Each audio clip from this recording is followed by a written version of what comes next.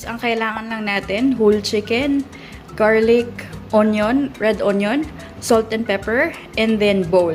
So, nag-ready lang ako ng bowl kasi lalagay ko muna dyan yung stuffings. I-mix ko muna sila dyan. Yun yung onion, garlic, and salt and pepper bago ko ilagay sa loob ng chicken. Nagpi-preheat na rin tayo ng air fryer at 200 degrees for 5 to 10 minutes. So, habang hinihiwa ko yung onion and garlic, piniprepare na natin yung air fryer. Ito na yung stuffing natin. Minix ko lang yung onion with the garlic, then salt and pepper. Naglagay lang din ako ng onting olive oil and rosemary. Yung rosemary, optional lang siya. Mahilig lang talaga ako sa rosemary. So, isa-stuff na natin sa chicken and then ilalagay na natin yung chicken sa air fryer for 30 minutes. Kasi yun, well, yung sa akin, yun yung max ng air fryer na ginagamit ko.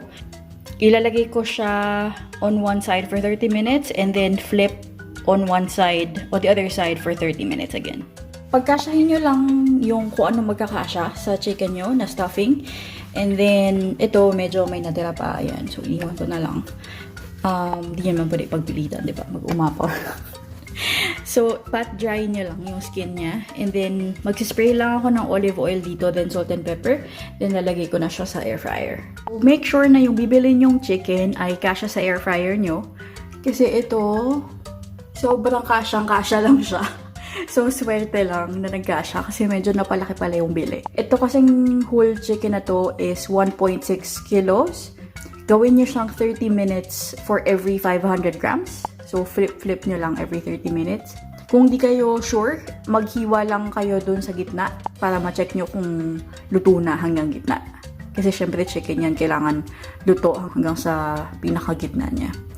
Okay, lagyan na natin sa air fryer. So, eto na yung fried chicken natin after 30 minutes. O, diba, papasa na siyang max fried chicken. Char! Pero medyo hilaw pa yan sa loob kasi makapal to eh. Malaki tong chicken na to. So, babaliktarin ko lang siya. Medyo mahirap siyang baliktarin kasi syempre mainit yung buong basket. And then, another 30 minutes dun sa ilalim. Tapos, 30 minutes ulit sa ibabaw. Tapos, kaya ihuhuli ko yung ibabaw kasi yun yung gusto kong mag-crispy talaga. Ihuli nyo yung top yan eh, diba? Top na side ng chicken. Para siya yung huling mag-crispy. Kasi diba sa air fryer, ang nag-crispy yung sa ibabaw. Kung ano yung side na ilalagay mo sa ibabaw. So, yes, let's flip it and put it back to the air fryer. Sa pag-flip, ang ginamit ko ay dalawang spatula. Kasi pag tongs, at feel ko mabubutas yung, yung manok. So, ganun na lang din i-try nyo kung ano yung mag-work dyan sa inyo. Overall, nasa 1 hour na yung chicken. I-flip ko na rin siya for the last 30 minutes. And gusto ko lang sabihin, sobrang bango ng chicken. Oh my gosh.